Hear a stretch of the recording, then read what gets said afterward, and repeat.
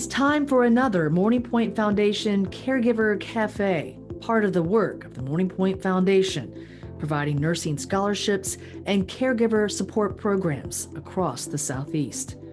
Thank you, donors, for supporting our 4 annual Seniors Got Talent shows and our 2 annual golf events. And now, bi-monthly virtual caregiver cafes featuring senior living experts. This episode features Cheryl Blanchard, a certified dementia care specialist. She currently serves as the Middle Tennessee Regional Director for Alzheimer's Tennessee. Please welcome Cheryl Blanchard to the Morning Pointe Foundation Caregiver Cafe, and be sure to stay until the very end for live chat questions. Welcome. Good evening. So excited to have you join us this evening. And my name is Cheryl Blanchard. On behalf of the Morning Pointe Foundation and Alzheimer's Tennessee, I'd like to welcome you to this webinar this evening. Some of the topics we'll be discussing include understanding the differences between normal aging and dementia. We'll spend some time talking about the steps you'll want to take if you're concerned that a loved one has dementia instead of just signs of normal aging. And we'll spend some time taking a look at positive approaches to loved ones with dementia, some communication strategies, and tips on how to respond to those Alzheimer's behaviors. Now, I want to tell you a little about Alzheimer's Tennessee and myself as I'm sharing my slides with you. Alzheimer's Tennessee is a nonprofit organization serving the entire state of Tennessee. I'm here in the Middle Tennessee region. We're in Franklin, but we have offices across the state. So if you're joining us from another part of Tennessee and have a loved one with Alzheimer's, or if you work in a community or an agency that serves folks with Alzheimer's, please visit our website to learn more about the programs and services that we have available in your area. My background is that I am a licensed social worker and a certified dementia care specialist. I've been working with family caregivers with Alzheimer's for about 13 years now. So I'm very excited to share this information with you, and I'm going to answer a lot of the questions that we typically get at Alzheimer's Tennessee. Please do hang out after the webinar is over. We will be sticking around to answer some of your questions. So if you have a question during the presentation, feel free to enter that in the Q&A section, and I'll look forward to chatting with you afterwards. So let's take a look at, is it normal aging or dementia? How do you know if dad is just forgetful or if this is Alzheimer's? So I want to start with this question. Do you ever walk into a room and forget why you walked in there? Or how about you go to a big box store and you forget where you parked your car? You know, people say to me all the time, Cheryl, I'm worried that I'm getting dementia. I walk in rooms all the time and forget what I went in them for. I lose things all the time. I can't remember anybody's name. So I'm here to encourage you that I do all of those things too, and I don't have dementia. So let's take a look at what normal aging looks like versus what we call dementia. And then we're going to define what dementia actually is. So if you sometimes forget people's names, maybe you've gone to a social gathering, there were a lot of people there, you walk away and 10 minutes later cannot remember that person's name. Maybe you're in the middle of a conversation and you forget the name of an item or maybe a restaurant that you recently went to. If you get turned around while you're driving sometimes, especially if you're in a new location, so many of us rely on our GPS devices now that it's very common to get turned around and not be quite certain where we're going. Maybe you forget where you set something down or where you parked your car. I lose my keys and my phone so often that I have them now connected to each other so they can find each other for me. Maybe you walk into a room and you do forget why you went in there. Incidentally, if you do that, the best thing to do is walk out of the room, let your brain relax, and then very often you'll be reminded of what you went in there for. But I'm going to explain that in just a minute. Maybe you occasionally make a mistake balancing a checkbook. With all the online banking now, very rarely do we ever sit down and balance a checkbook like we did many years ago. And with the changes in electronic devices, with iPhones that upgrade every other week, it seems like, and remote controls with 50 buttons on them that we don't know what any of those buttons do, sometimes we might need assistance with those electronic devices. We all experience these kinds of things from time to time. Your brain can only handle so many things at once. So if you're going over your grocery list and then a friend calls and then you remember that your daughter has a science fair project that you need something for, the fact of where you parked your car might just fall off of that shelf of memories. It's like a bookshelf of memories. That's normal. Not getting enough sleep, being stressed, anxiety and depression greatly impact our memory. So all of those things affect us. So if you were going through that checklist and starting to get concerned, I want to have you relax and just join me for the rest of tonight's session. These are things that really might be signs of dementia. And as you're taking a look at your loved ones, these are some little tips that you might want to pay attention to. If they forget the names of familiar people, often they'll start describing what that person does or describing the person's appearance or behavior. So with that, we're looking at maybe they say that man that talks on Sunday morning, he talks about the Bible and stands up front. And you'll think, oh, you mean Pastor Brown? And this might have been your pastor for 30 or 40 years. Or maybe they describe your neighbor as, that lady that walks that little dog, because they've forgotten her name or they've forgotten the meaning of the word neighbor. Now, you and I might misplace our keys or our phones from time to time, but people with dementia will start putting things in really obscure places. And I can't tell you how many family members have told me they found the phone in the freezer after their loved one got off of a phone conversation, or they might have located a ring in the refrigerator drawer. So we do encourage families, if you're concerned your loved one has dementia and there's a very valuable item, you might want to remove that from the home. If it's a piece of jewelry that they wear every day, we sometimes suggest you have a duplicate made so that a precious family heirloom doesn't get lost because of this tendency to misplace things. Now, there's a difference between making a mistake balancing your checkbook and really not understanding money management anymore. They sometimes will put an extra zero, or they will, instead of ordering one magazine subscription, might order 10 of the same magazine, just not understanding those business dealings. They will forget to pay bills. So you might see bills piling up around the house when you're visiting. Different between us learning all the new tips and tricks on a new iPhone, they will have difficulty using familiar electronic devices. So if you're visiting in the summer and you notice a thermostat is set on 80, it may be that they no longer understand how to adjust that thermostat. If the television is always set on one channel or the volume is always extremely high, it may be that that person has lost the understanding of how to operate those devices. You'll notice also that sometimes people will start withdrawing socially as they lose their words and lose the ability to follow a conversation. They sometimes will start to isolate themselves and not be around other people. So some of the things to look for are descriptions. If I can't remember a word, I might say, I need that. I need that thing over there. I need that white thing that, you shake it on your food to make it taste good. And you'll go, oh, you mean the salt shaker. Or they might use the same word over and over, like wonderful, because it can be a wonderful day and it can be a wonderful time and they can have a wonderful visit with a grandchild, but they've forgotten the other words like terrific, fantastic, fun, amazing. Or they'll use thingamabob, whatchamacallit, other words like that over and over because they're starting to lose the names of common items.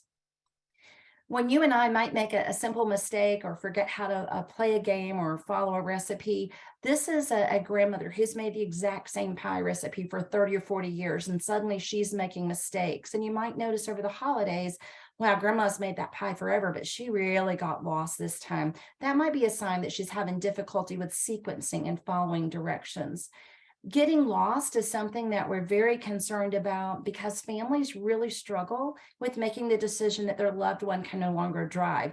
And they'll say, Dad's 70, he's been driving for 60 years. He drove a tractor on the farm. And I get that the decisions that you have to make, the quick thinking and the problem solving become very difficult for people with dementia. And they can even get lost on a route they've been driving 30 or 40 years.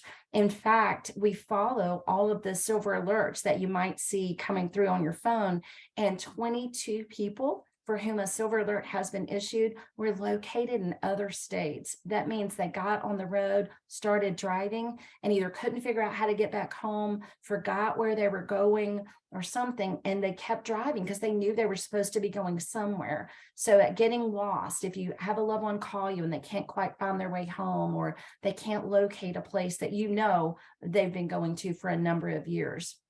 This is one that families really don't understand, so we're going to spend some time on this. But if you notice they're forgetting something that happened earlier in the day, or maybe something that happened yesterday, but they have perfect recall of something from 30 or 40 years ago, that's really a hallmark symptom of Alzheimer's disease. And I've got a little way to help you understand that one, because that is a common question that I get probably on a weekly basis. How can they forget something from 2 hours ago, but remember something that happened 30 years ago?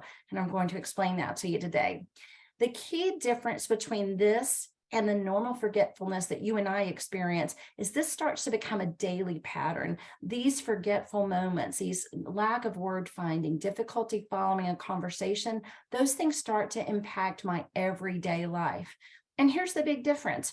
You and I will eventually have what I call that aha moment. When you forget where you parked your car, you're like, oh, that's right. I remember smelling the coffee when I walked in. So I walked in on that side of Starbucks, not this, or Target or somewhere, not this side. Or maybe you remember, oh, that's right. I told Sally I would pick her up after school. That's why she's not home. She had that meeting. You'll have that moment of memory and recollection. People with dementia don't have that aha moment. They're very, very challenged with problem solving or adapting to changes. So we talked a little about what normal aging looks like. We're born with one brain. So when you're 25, it functions like a 25-year-old brain. But just like a computer or a car, as our brain ages, it's not going to function as well as it did when we were younger. But if it looks like more than normal cognitive decline, we really want to take a look at getting an evaluation, because there are several other things that can look like dementia. And we categorize those as 4 different Ds that you want to take a look at. The first one is delirium. We really want to rule out medical causes, and that can be things like a urinary tract infection, a vitamin deficiency, dehydration. All kinds of things can cause a delirium.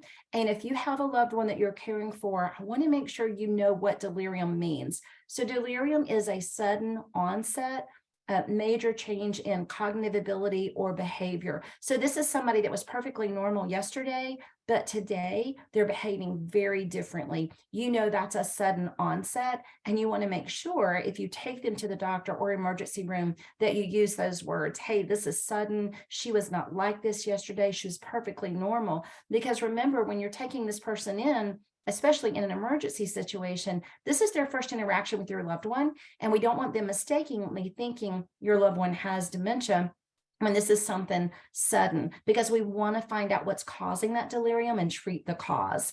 Depression is very common in older people, and depression looks so much like dementia that we actually call it a pseudo dementia. So we want to make sure we get in the doctor and rule out delirium, rule out depression.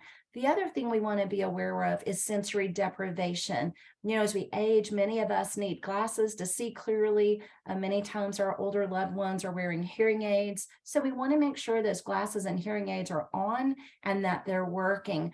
It's not uncommon for someone to wind up in an emergency room, their glasses are removed, their hearing aids are removed, and then when medical staff is asking them questions or asking them a medical history, the person can't answer. But that's not dementia, that's sensory deprivation. So we really want to get into the doctor. You can do that. Your primary care doctor may be able to make this diagnosis, neurologist, geriatricians, geriatric psychiatrists, but mainly you want to make sure that you're going to somebody who really is an Alzheimer's specialist and understands the differences between Alzheimer's and any other diagnosis they might use.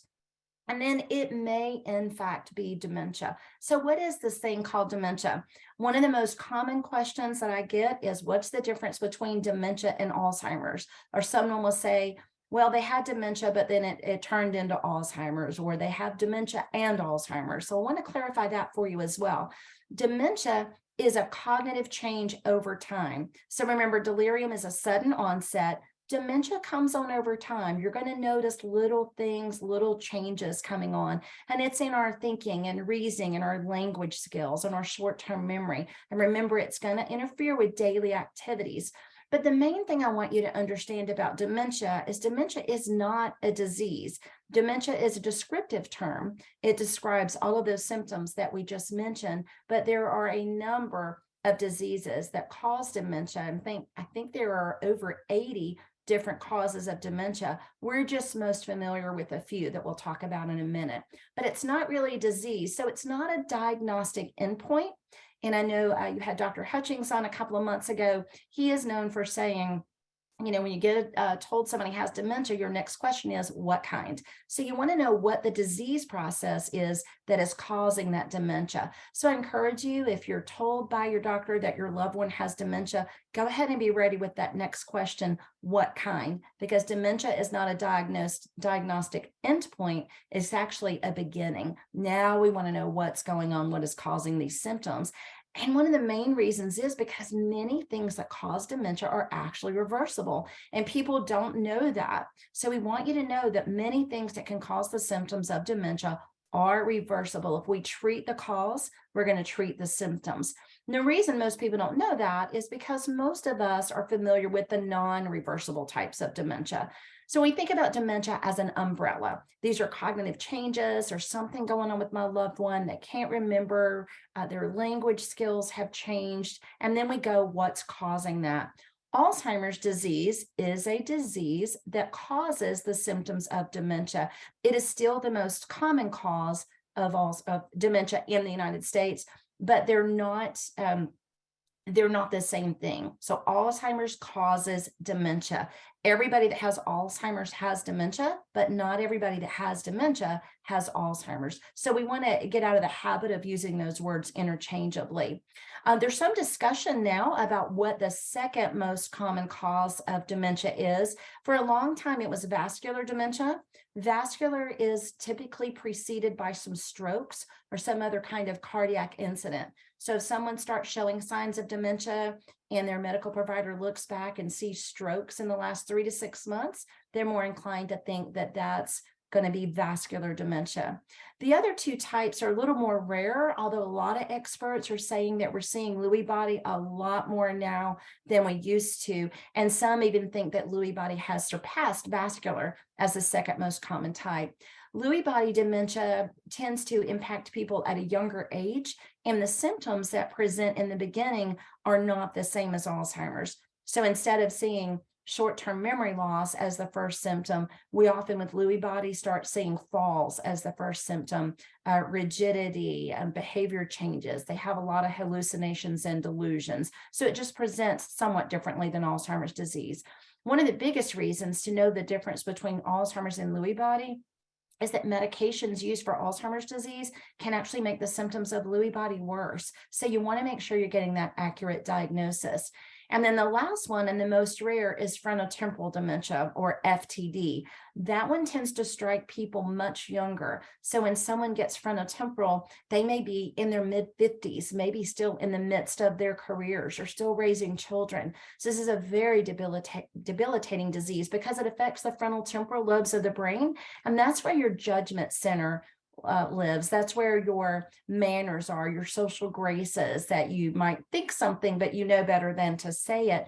These people in their 50s start saying these things and behaving differently, lose their jobs, which means they're losing their insurance as well. So that one's a very debilitating disease and does tend to strike people younger than Alzheimer's. Now, when we say Alzheimer's, typically we think of Alzheimer's disease in someone 65 or older, but more and more people are being diagnosed with what we call early onset Alzheimer's. And so that's anybody under 65. So under 65, we tend to call that early onset. Anything after 65, we just refer to as Alzheimer's disease.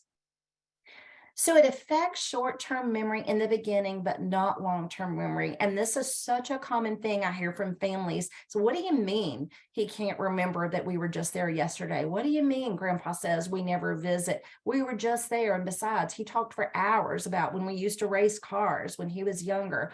So I want to give you an illustration that I never thought would be an Alzheimer's illustration, but I think it perfectly signifies what's going on in the brain. The great toilet paper crisis of 2020, right? Most of us remember that. You could not find it anywhere. I sent two of my children out to the store and said, don't be silly, go to the bigger store, go to Walmart, go to Target. Couldn't find it. Why couldn't you find it? Because there was none. It was not on the shelf. So when you went to the shelf looking for it, you had notes there saying, hey, we're out of stock. We don't have any. Same with hand sanitizer. So I want you to think about those shelves as your short-term memory. Memories are stored in certain ways. Short-term memories are stored in a different way than long-term memories. So the short-term memories with Alzheimer's disease are simply not put on the shelf. Some people talk about it as a filing cabinet. You open the drawer, drop that memory in, and it's not there. So when you ask mom, why weren't you ready for lunch? I told you yesterday I was coming to pick you up at noon. She goes, you never called me. You never told me that, because that memory was never put on the shelf. So just like the toilet paper. During that crisis, though, we could buy ketchup, right? We could buy socks. We could buy anything on the other side of the store. Why? Because those things were put on the shelf. Those are long-term memories. So our long-term memories are not impacted early on with Alzheimer's disease. They will be in the later stages, but in the beginning, they're not. And families really struggle with this. What do you mean he can't remember this? What do you mean he thinks we didn't come for Christmas? It was just a week ago. We were there. Families miss it for the same reason that you and I might miss things or might not realize that we have forgotten something, because we have a lot of shared memories. So if you think about a family like this, maybe they're at a family reunion out from the mountains somewhere, and grandpa starts talking about that, or someone brings it up and he goes, yeah, we were at that, that place where lots of trees and we were walking around, and they go, oh, you mean the family reunion in the Smoky Mountains? Yeah, that was it. Or you might say something about one of the grandchildren and say, the little one in the pink dress, the one with the curly hair. And they'll say, oh, you mean Sally? Yeah, Sally. So he starts losing that. But we're so used to filling in the gaps for each other that families don't notice right away that mom, dad, grandma, grandpa are slipping. And think about it. You do this as well. Maybe you've gone to a restaurant that you really love, and for some reason you just can't recall the name of it, but your best friend is sitting there and you say, hey, what was that great Italian restaurant we went to in Chattanooga? And she's going to go, oh, you mean Tony's? Oh yeah, Tony's. I forgot the name of it. We fill in for each other all the time. So think about a couple that's been together 50 or 60 years. They've been doing that for years. So very often they don't notice that they're starting to do that more. Family members that live in a different place, they don't ask dad what you did 2 hours ago or what you ate for lunch, or, hey, do you remember what happened yesterday? What are they talking about? How's your job? How are the kids? How was the game? And the son is maybe talking about the new house they moved into. It's casual, what we call like chit chat conversation. And you learned the niceties of chit chat when you were 4 or 5 years old. You learned that basic question and response. So even that son can talk to dad for 30 minutes on the phone and not pick up on anything. Or at family gatherings, you're talking about maybe family memories, or everybody's talking about what they're doing these days, what their plans are, where they're going on vacation, but they don't stop and ask their loved ones what they did 30 minutes ago or an hour ago. But when they leave or when they get off the phone, what does the person living with the one with Alzheimer's know? Well, she knows that when he got off the phone with his son, you bet the phone was in the freezer. She knows that, but they don't know. So one of the things that we find, and one of the services that Alzheimer's Tennessee really focuses on, is providing that caregiver support. Imagine being this wife, and all of the kids call and talk to dad, and they say things like, Mom, we just talked to him for 30 minutes. He's fine. I don't know what you're talking about. I don't see anything wrong. And then she's left to try to deal with that all by herself without any support. So we provide a lot of education for families, family consultations, and support groups as well. One of the things when I'm talking with families or even care communities, is we get ourselves in trouble a lot because of our expectations and what they look like versus the reality. So the person with dementia, they can't help that they have short-term memory loss. They can't help that they lose words or they get lost in the middle of a conversation. They can't change, so we have to change. And when we expect the person with Alzheimer's disease to still be able to do the things that they've always done, we're setting ourselves up for a difficult situation and setting them up for a lot of frustration. So we spend a lot of time talking about, yeah, I know your dad is 75 and has a PhD in chemistry, but he really just can't drive a car anymore. And we have to talk about how do we adapt to that? How do we adjust our expectations as families and as communities so that we're providing the very best care that we can to that person? One of the other things I like to talk about is how we tend to create problems when there doesn't have to be a problem. We all want to provide as much independence as we can to someone with Alzheimer's. We want them to be able to make their own decisions and be involved in their own lives. But how many of you like being told no? If I were to say to you right now, hey, what would you like to do tomorrow? And you say, let's take a road trip. Let's go out to California and see the coast. I've got, oh yeah, no, I don't have enough vacation time to do that. What else would you like to do? Well, now I just set up a problem, right? Because I asked you, you answered me, and then I said no. And you're going to be frustrated. You might be angry. If you've got dementia, you might be very upset. So the danger zone, and we do it with all the best intentions. What would you like to do? What would you like to eat? What would you like to wear today? Where would you like to go? Those are sweet, caring, loving questions. And we ask them because we really want that person to have an opinion. But now I've got dementia and I've got to think about, well, what is food anyway? And what would I want for lunch? What do I like? Do I like this? Do I like that? And it's just a huge decision-making process. I'm thinking about what you want to wear. If you've got a closet full of clothes, how do you decide? Or what if it's 80 degrees and I put on my favorite wool coat, my favorite boots and hat, and I love it because I just got it, but it's 80 degrees. Now you've got to tell me, well, no, you can't wear that. So a really safe place to operate is would you rather? Instead of asking an open-ended question like, what would you like to eat? Ask, would you rather have a tomato soup and a grilled cheese sandwich or a hamburger for lunch? And maybe if I've advanced in my dementia, I still won't be able to answer that question. So you might then say, last time we had these hamburgers, you really enjoyed it. So how about we choose that? You're still giving me that opportunity to make my own decisions, but you're doing it in a controlled way so that you don't set me up for disappointment or upset, and you don't set yourself up for additional frustration. So would you rather offer choices that are actually choices that that person can make? On any given day, if you ask me what I want to do, I'm going to say, let's go to the mountains and go see a waterfall, or let's go eat. And I really do know that Tony's restaurant that I mentioned earlier. So don't set those problems up. Don't create problems where there doesn't have to be one.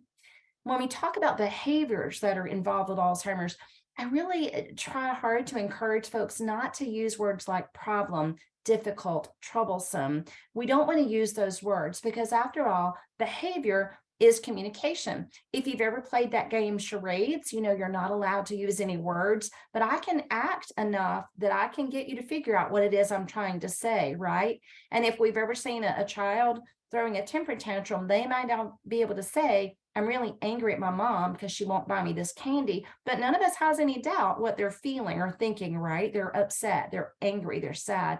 So remember, behavior is a form of communication. We don't have to always have words to communicate. And since people with Alzheimer's are starting to lose those words or lose that communication making sense, then we want to look more at those behaviors and see what is going on with those behaviors and how we can interpret them. So instead of focusing only on the behavior, I want you to ask questions, be sort of a detective and say, what is this person trying to tell me? What might be going on? And then what might they be needing, or what might they be feeling? Are they scared? Are they upset? Are they angry? Are they overwhelmed? Or maybe they have some of these most common needs. And it's always okay to see if you can meet one of these needs, and it might alleviate the behavior. Because if I'm hungry and I don't know how to tell you, that's a pretty uncomfortable feeling, right? If I can't tell you that I'm hungry and to please go get me something to eat. So maybe offer a snack. Maybe I'm thirsty.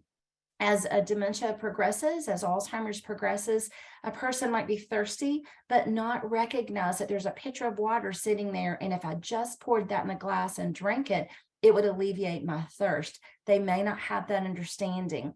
Oftentimes, folks will pace or get really agitated if they need to use a restroom. So just go ahead and take them to the restroom and see if that might be the need.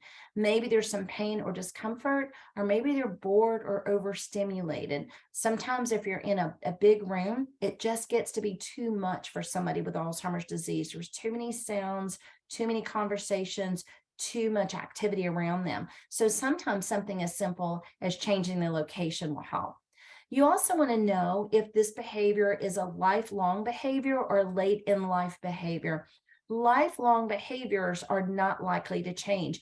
I'm not a morning person. If I'm living in your community and you have the best breakfast in the world and you serve it at 7 o'clock, I'm going to give you trouble trying to get me to go to the dining room to eat breakfast at 7. It's not going to happen. But if you get to know me and know that that's a lifelong behavior, you'll learn that I'm going to function better after a couple of cups of coffee. Just leave a muffin out in my room. I'll be fine.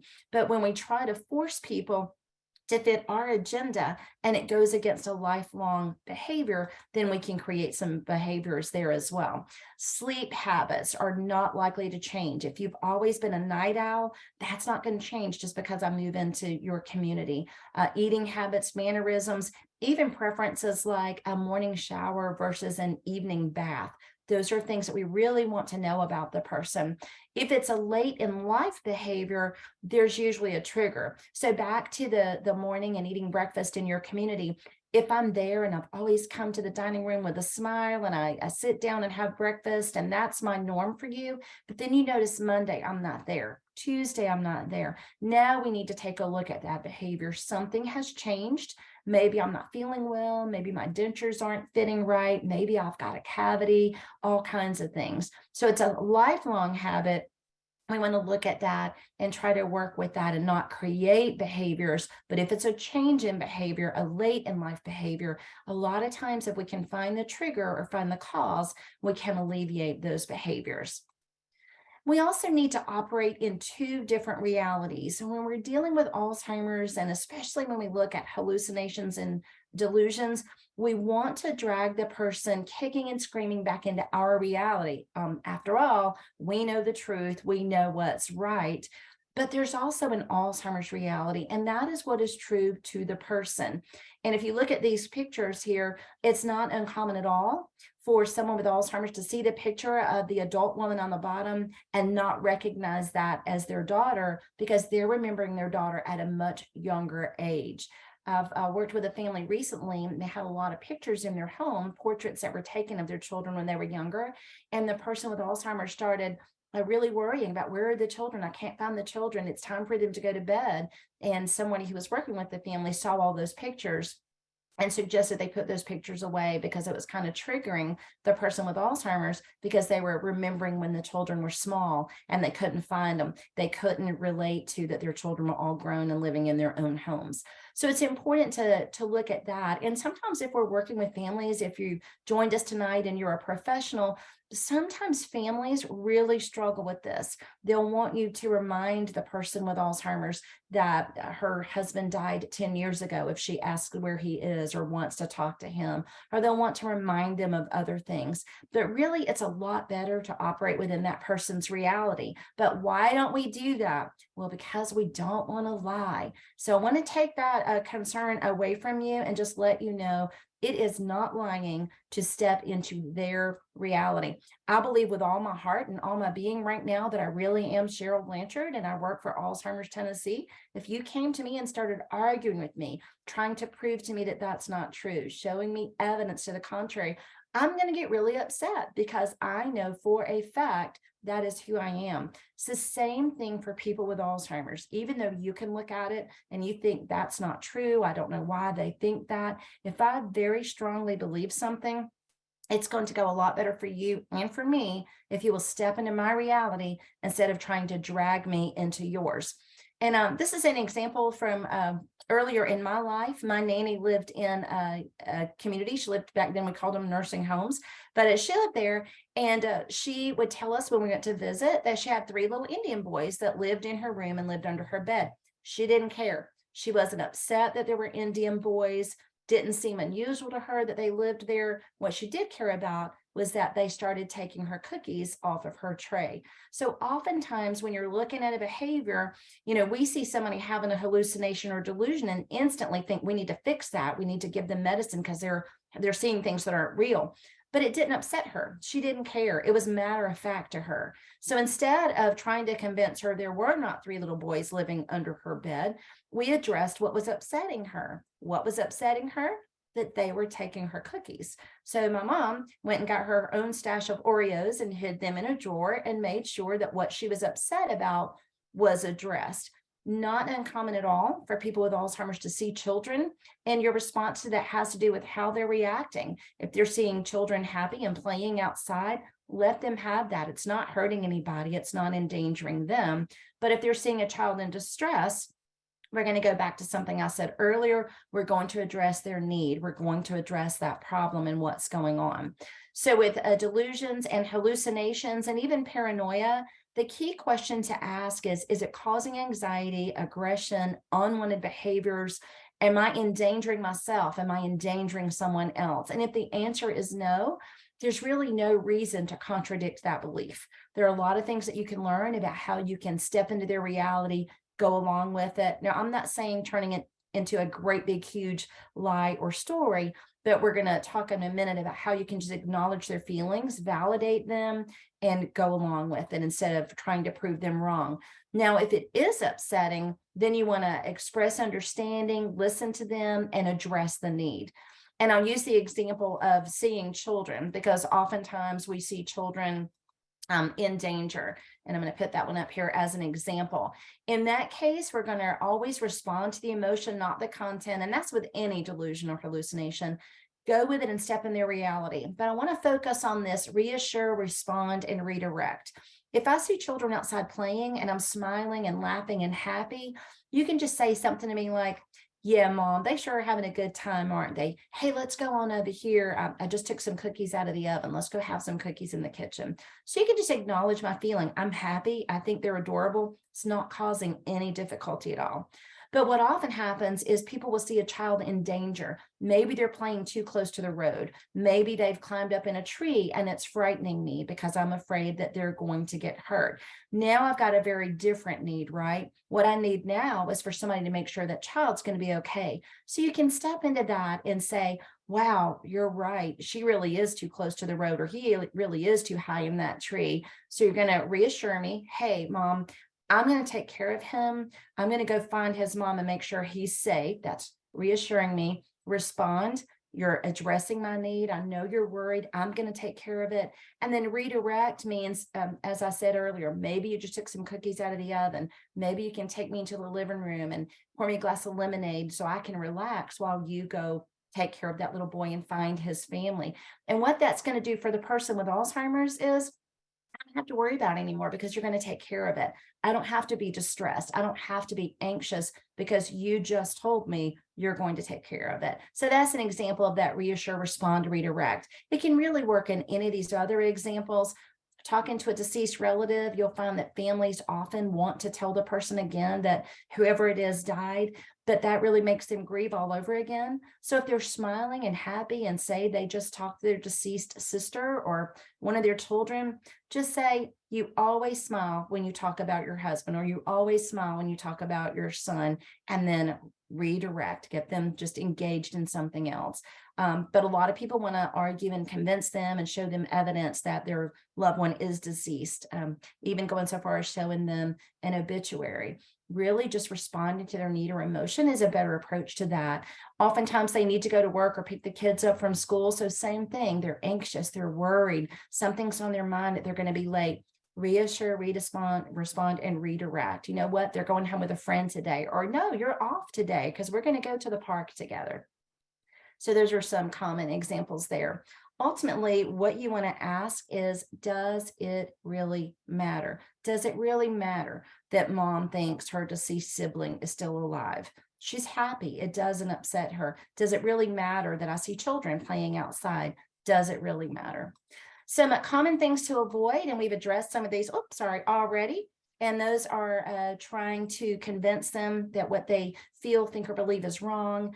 We often try to provide evidence to show them that what they believe is wrong, or we try to calm them down. And we think, with all the goodness in our hearts, we think it's going to be helpful to convince them or prove to them that what they see, hear, or feel is not correct. But that's typically not the case. Typically, it will upset them more because you don't believe them. You're telling them that something they see isn't real.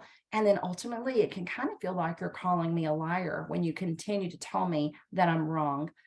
Always, always, always deal with feelings before facts. So you see here on the things to avoid is putting the facts over feelings. And oftentimes it's the opposite of what you think. And I think that's why we struggle so hard when responding to Alzheimer's, is because what we really, really believe is going to help that loved one often can do the opposite. It can often make things worse. So we work with families and communities all the time addressing that.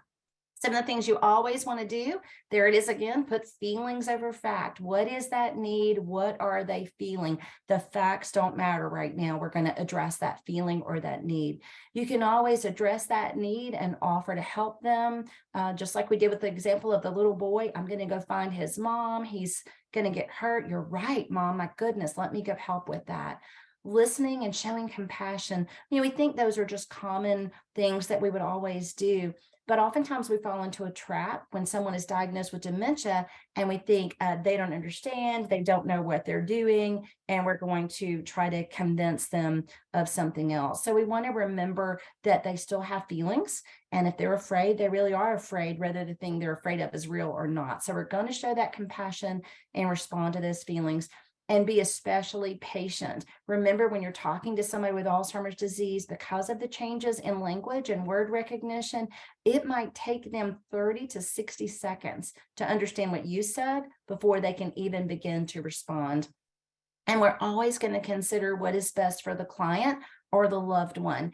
And unfortunately, that might not always be what other family members want. So again, sometimes it looks very different than what you might think. Another thing that's important to do is call and visit and include the person with Alzheimer's as much as you possibly can. I hear all the time from family members that family doesn't visit anymore, our neighbors don't visit, people from our church don't visit. So I just want to encourage you with this, talking about how important social engagement is. In fact, one of the biggest determinants of longevity is social engagement. We are social by nature. We need each other. So please visit. I don't know what to say, Cheryl. I don't know what to do when I get there. That's not the point. And it doesn't matter that you say the perfect thing or that you know exactly what to say. It matters that you show that you still care and that you're still there for this family and that you'll support them and be a teammate to help them as they walk this path. So still call, visit, include any way that you can. And it might look different than it did before. Instead of them attending a worship service, maybe you drop by with the notes or a recording. Instead of them attending a club meeting, maybe you stop by and bring them information about what happened. So the methodology might change, but they do still need you, and the caregivers certainly need you. One of the last things I wanted to address tonight is about wandering. And the reason we at Alzheimer's Tennessee are so concerned about wandering is that 6 out of 10 people with dementia will wander at some point. And I hear all the time, well, we don't have to worry about that. Well, he hasn't done that yet. Well, now's the time to be prepared. We don't want to wait until a wandering incident has taken place before we get prepared. So Alzheimer's Tennessee over the last couple of years has worked with local law enforcement and the Tennessee Bureau of Investigation, and we got the Silver Alert Law passed. So we have a lot of information for families about wandering. These are some of the common things that you can do to help prevent wandering. We know that we enter and exit houses or offices through a door. So if you can disguise that door to look like a window, or sometimes people buy a mural and they make a door actually look like a bookcase. Well, unless you're a magician living in a magic castle, most of us don't go from room to room through a bookcase or disguise it to look like a window. Now, you can use door chimes and bells on all of the doors. I got a frantic call from a woman one time whose husband was halfway down the street, and she said, all I did was step into the restroom. I was gone literally 3 minutes. but an alarm or a chime on the door would have at least let her know that he had opened the door, and she would have, hurriedly gone back up to see what was going on. Doorknob codes, coded door locks, things like that can just help give you that extra few seconds that you might need to keep them from getting down the road. And then please don't leave the person with dementia home alone. Even in the earliest of stages, even in stage 3 out of 7, they're still confused enough that someone could come to the door, they could get very confused, they definitely are taken advantage of, or they could walk out the door thinking they know where they're going and very easily get turned around and get lost. We also have some tips for how to make the home safe, some personal safety information that we make available to you. So if you contact us on our website, we can send you the safety catalog and other information about the Silver Alert Kit. But some of the things that we talk about in there are including Wi-Fi locks on doors. That way, if you're away, you can lock and unlock that door. You also get an alert if that door gets unlocked. Wi-Fi cameras are great. Sometimes people aren't comfortable with that, but they're fantastic because if you're calling and your loved one isn't answering the phone, you can turn that camera on, see that they're just sitting on the sofa watching television, and maybe they just don't hear the phone. With those Wi-Fi doorbells, you can see anybody that comes to the door. But another really important thing is you can see if your loved one walks out that door. And it's very important to know which door they walked out of, because the TBI and law enforcement will say, for some reason, when somebody with Alzheimer's disease walks out a door, they tend to go on a straight path. So if you know they went out the front door as opposed to the back door, when law enforcement arrives, it really helps them to know where to kind of start their search efforts. So look everywhere, but it helps them know we might want to take a look in this area. GPS devices like tiles on dog leashes. If someone still likes to walk their dog, you can put a GPS tracker on the dog's leash or collar, and it looks like it's something for the dog, but it's really going to help you keep an eye on your loved one. And you can put those in purses, wallets, and things like that as well. If they carry a smartphone, then a Life 360 is one of the apps that you can put on the phone that helps you keep up with their location. And then we'll encourage you to create the Silver Alert Kit, which I'll show you in just a minute. This is the safety catalog I mentioned. You can download that from our website. It is filled with all kinds of home safety information. For example, we know that a dark line or a dark rug in front of a door kind of looks like a hole. And so many people with Alzheimer's won't cross a black rug in front of a door because it looks like a hole or it looks like they're going to fall. So a lot of things like that are in there just to help you keep the home safer for your family member or loved one. So the Silver Alert Law, we're really excited about this. That took effect in July of 2021, and Alzheimer's Tennessee worked with local law enforcement and the TBI to have this law passed.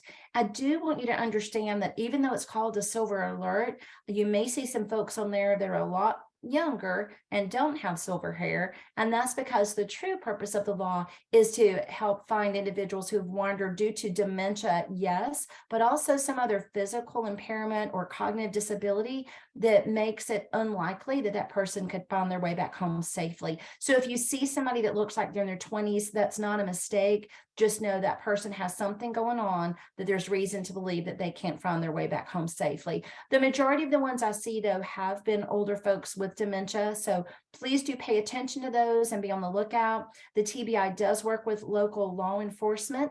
Local law enforcement comes first, then they notify the TBI, and then that Silver Alert is issued. And alerts are sent out over social media.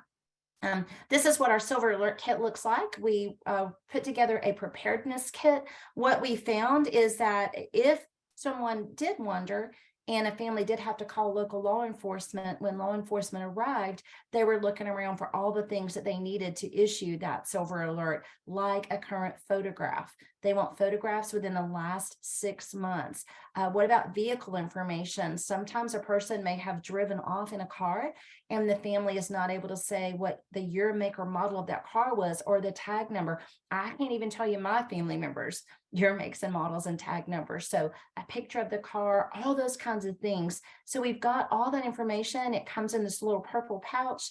All that information is available for you. so that if you're caring for a person with dementia in your home, even if they're living in an assisted living community, you can get this and fill it out. And that way, in the event that they do wander away, you would have everything that you needed when you contacted law enforcement. You can also download everything in a PDF form from our website, and that's alztennessee.com/silver alert. Now, if a loved one does go missing, we also provide a lot of tips in there, but TBI wants you to know you do not have to wait 48 hours for somebody to be considered missing. That's on television shows and crime shows, but that is definitely not true if it's a person with Alzheimer's. So they do want you to call right away.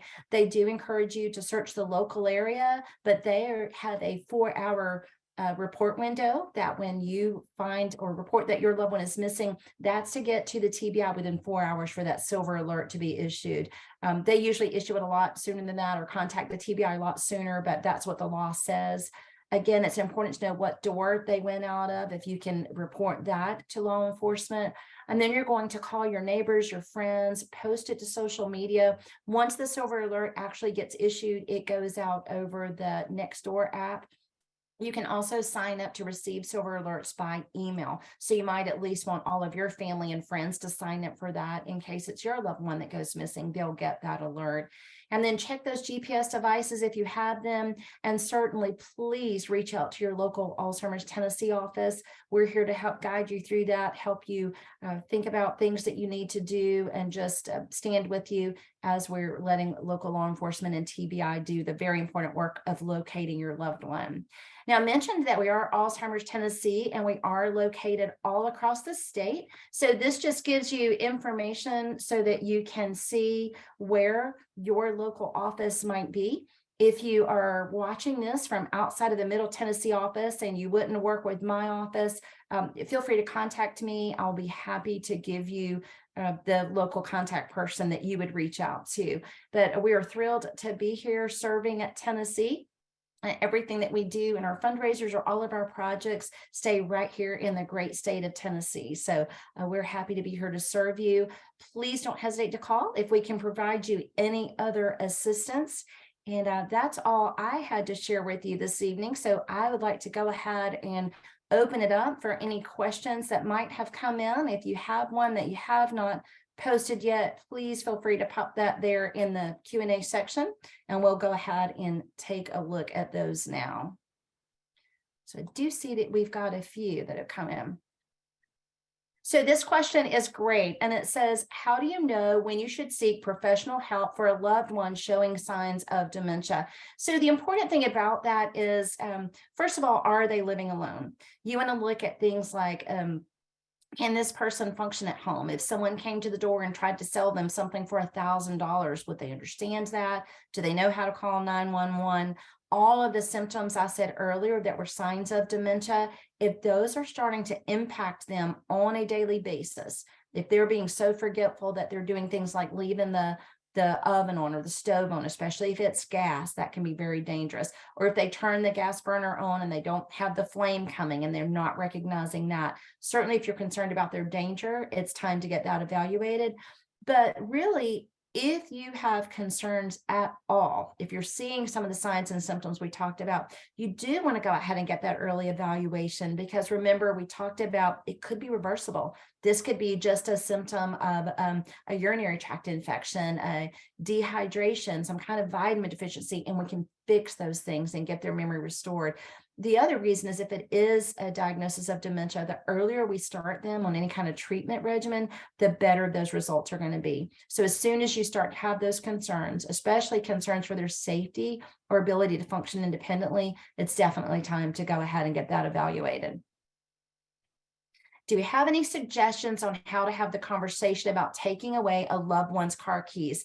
Yes, we do. We have a lot of information about that. I can either mail you the booklet that I like to share with families, or you can contact them on their website directly. There is a website or a booklet by the Hartford, and it's called At the Crossroads. In fact, if you look that up online, they've got several books that they'll send you out for free. It's a complete conversation guide.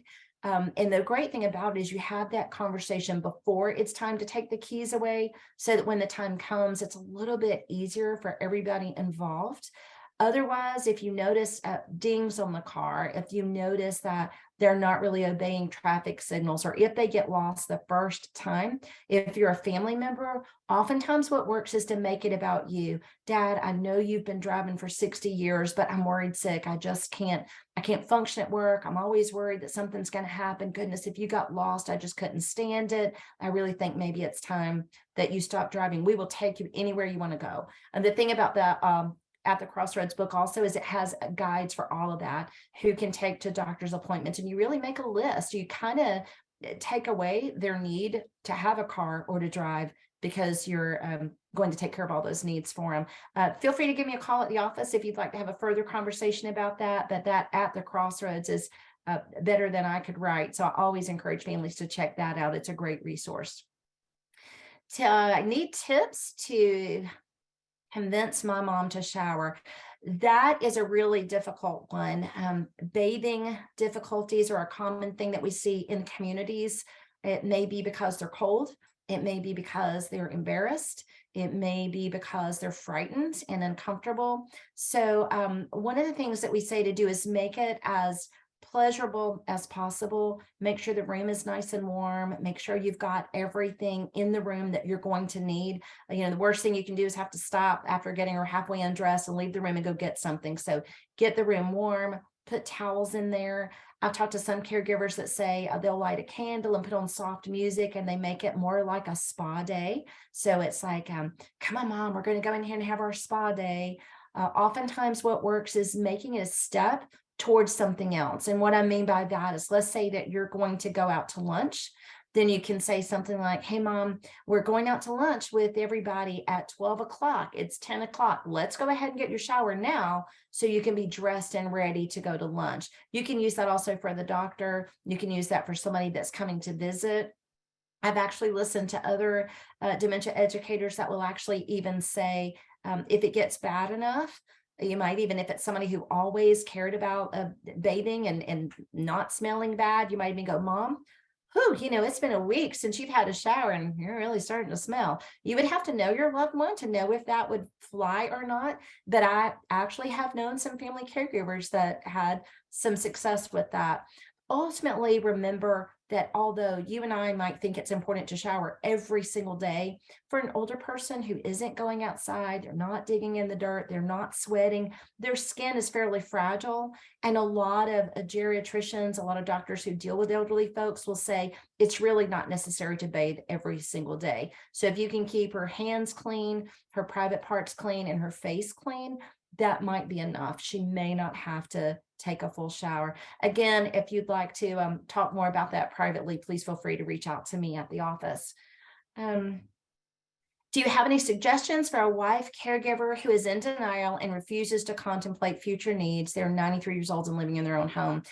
That is a tough one. If you are a family member, absolutely, we could spend probably 2 hours talking that one through. Sometimes, again, it's making it about you. I'm going to assume maybe you're a child or a loved one. It's about you. It's, Mom, I know you've lived here forever. I know you're perfectly capable of taking care of yourself, but I would feel better if we got you some help in the home. If you're starting to also notice things like the oven being kept on, doors not being locked, anything that might endanger their safety, if they're falling and things like that, it becomes a little bit different conversation. Everybody wants to stay in their own homes. That's a common thing, but we really have to look at safety and the ability of family to meet all of the needs that it requires to live in the home. Is there someone who can cook and clean and do the laundry and get them to all of their appointments and meet all of those other myriad needs? So just talking to the wives, they often will say, I took a vow. I made a vow that I would take care of him in sickness and in health, and I'm not going to break it. So convincing them, Mom, you have done a great job taking care of Dad. It is amazing how well you've done. But nowhere in that vow does it say that you have to do this 100% by yourself without maybe bringing in a little help. I'm worried about you. I don't want you to get worn out and hurt yourself. So a lot of different approaches we can take, kind of individualizing that to what might be going on with that particular couple. But again, one of those questions that we're happy to have further discussions about. We have family caregiver consultations. We do that either by phone, or we can do that by Zoom, or I'll actually come out to the home if you want to get a bunch of family members together and have those kinds of conversations. So again, reach out to us. How do you know when you might need care in a community setting? Kind of goes along with the previous question. You want to look at, is this person capable of safely doing everything it takes to live in a home? Do they know how to look in the refrigerator and see that foods have expired? Are they at risk of eating something past its expiration date because they no longer understand that they need to look at that date, that they need to smell it, that if they open it and there's mold growing on it, we don't eat? Do they know how to call 911? When would you call 911? Why? Do they know if somebody comes to the door not to let them in the home? All those kinds of questions go into play when determining whether or not they need care in a community setting. And the steps are, you can have family members rotate staying there with them. You can hire in-home care, in-home non-medical care, and then you look at the community. So there are a lot of stages along the way that in that particular need. Again, if you want to discuss what you're seeing, what you're looking at, generally it becomes a matter of safety and a matter of quality of life. Believe it or not, as much as we think it's the right thing to do to keep mom or dad at home, sometimes when they go into a community and there are a lot of other people around, a lot of social engagement, a lot of activities, they thrive. And families are very surprised because they think they're going to be really angry and upset, but they actually thrive and do very, very well in those communities. So a lot of things to look at there. How do we deal with the sudden anger and accusations? So with anger and accusations, it's kind of the similar thing to the delusions and hallucinations. As hard as it's going to be, we're going to focus on the need and the feeling and not the facts. Somebody's angry at me, and I'll just go with an accusation. Maybe they're angry at me because they think I've taken something from them, or they're angry at me because I never visit. You never come see me. I sit here by myself and you never come. Well, you know that you were just there yesterday, all right? But you're getting this accusation. Think about what's the need behind that. Maybe that person's feeling really lonely. Maybe they're feeling really vulnerable. They're feeling really frightened, and they just miss you and want to spend time with you. So acknowledge those feelings. You know, Mom, I know, I'm so sorry you're feeling that way. I'm sorry. Go a long way. I'm so sorry you're upset, Mom. I know this is really hard. I'm so sorry. It must be so tough. You know, I want you to know I love you and I'm here for you and I'll be there tomorrow. You just really have to focus on those feelings and not always the accusations, especially because what we want to do is give them all kinds of evidence that we didn't do what we're being accused of, right? I would never do that, Mom. I would never lie to you. I would never steal your purse. I would never poison you. All those kinds of things. But really just addressing those needs and feelings. It sometimes helps close family members to imagine there being two versions of your parents. So you've got your mom that you've always known, and that people say, well, my mom would never behave that way. You're right, your mom wouldn't. But with Alzheimer's disease, the Alzheimer's disease impacted mom just might. So remember to look at two versions of your mom, the mom before Alzheimer's and the mom with Alzheimer's. And you may have to address those two people differently. And that's a way to help you with the emotions of that anger and accusation too, is just to remember, well, you know, my mom would never talk to me that way, but the Alzheimer's mom is. That's a disease. And I'm going to look at her through the lens of that disease and do my very best not to take that to heart. It's a lot easier said than done. So I'm looking here. I think that might have been our last question. So thank you so much again for joining us. I hope you got some helpful information. Again, if you were here and you have additional needs or additional questions, don't hesitate at all to reach out to us at Alzheimer's Tennessee. There's my contact information. Would love to hear from you. Thank you so much and have a wonderful evening.